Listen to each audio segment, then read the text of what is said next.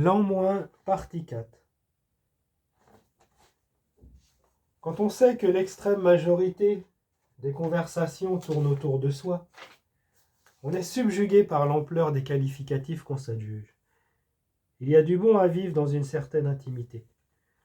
L'ego surdimensionné trouve matière à redire. À partir de la lumière jaillit la matière, sa matière, la quintessence du fruit, l'arôme des arômes, son dévoilement intégral. Il se découvre avec un regard neuf.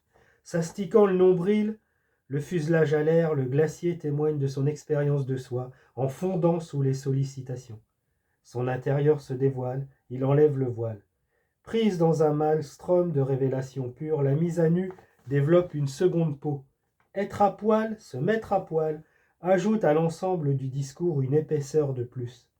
Monsieur est lisse de partout, tout vu, tout su, tout connu. Opprobre comme au figuré, les patates sont cuites. Je répète, les patates sont cuites. Néanmoins, on peut s'accommoder des règles qu'on a créées. À défaut de mettre son monde à ébullition, monsieur conserve la disposition de tous ses dépôts. Porté par cette sensualité qui se dégage lors des contacts, il ne pense plus avec la tête, mais avec les bouts. Le bout taille dans le vif en jurant fidélité. La pensée n'est plus supérieure à ses conditions d'exercice, mais accompagne la gestuelle, assurant une pression perpétuelle. L'envie irrépressible de tout donner personnalise son mouvement en imprimant une cadence sortie du malentendu. Appliquant la politique de la main tendue, le concert des doigts s'inscrit par touches successives. La tête penchée sur le côté, les deux pattes en arrière, bien campées sur ses appuis, la finesse du doigté l'emporte sur la lourdeur du propos. Présent dans son geste, monsieur prend en main, assurant son maintien par les deux bouts. Mouliné, effet de manche, cravate, coup de poing, pianote à tout va, lié par une association de principes. Que l'on soit musicien, peintre ou plasticien, l'essor relationnel introduit un élément de tension totalement dévoué à son art.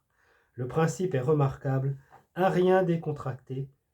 Libre de ses mouvements dans un intérieur spacieux, la conduite s'affirme avec élégance. Plus de manutention en sous-main qui pratique la manipulation, mais une assurance répondant aux appels d'urgence, comme à ceux nécessitant une simple assistance technique.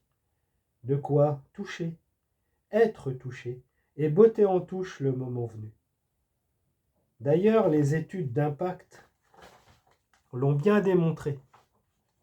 Pour répondre au besoin croissant d'avoir des touches qui résistent au choc, les opérateurs ont créé des touches 3e génération, 3G, en titane, qui caressent le tympan au démonte-pneus. Une expérience jubilatoire qui peut être utilisée dans des conditions de quasi-immobilité. Quand l'esprit vient aux mains, il cède au toucher, profitant des bienfaits qu'on lui tend. L'usage voudrait qu'il mette la main à la pâte, mais il préfère les gammes, les formats, les statuts, les véhicules de courtoisie qui supportent le choc sans se décomposer. Fidèle à lui-même, rétif à toute sommation extérieure, le rendu s'introduit par des portes dérobées pour finaliser sa saisie.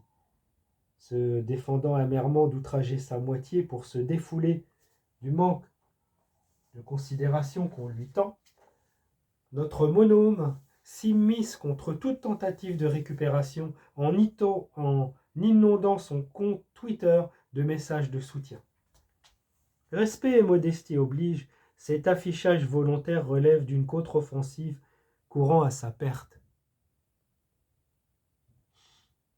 L'austérité cache souvent des réformes inabouties et un engagement charnel chancelant.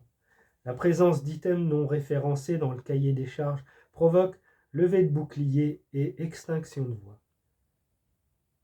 La poser dans un espace non délimité par un droit d'appartenance, un bail signé de longue date renvoie au problème de la propriété privée. À qui appartient le produit fini? Les ondes sonores que monsieur diffuse peuvent être captées par n'importe quel dispositif. À moins de déposer un brevet, de labelliser la réception, ces mots ne tombent pas dans l'oreille d'un sourd. Lancés indûment de manière inattendue, les mots perdus ne vont pas grossir l'officine des mots trouvés pour ensuite être récupérés par leur propriétaire.